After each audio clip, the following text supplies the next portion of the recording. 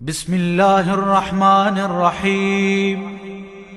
اللهم صل على محمد وآل محمد. اللهم كن لوليك الحجة ابن الحسن صلواتك عليه وعلى آبائه في هذه الساعة وفي كل ساعة،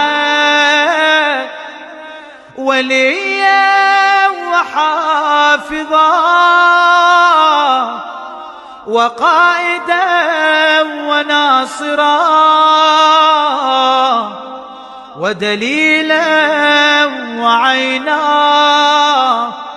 حتى تسكنه أرضك طوعا وتمتعه فيها طويلا.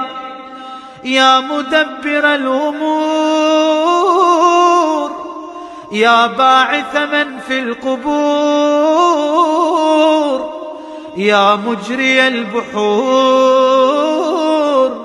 يا ملين الحديد لداود، صل على محمد وآل محمد، وافعل بنا ما أنت أهله في الدين والدنيا برحمتك يا أرحم الراحمين.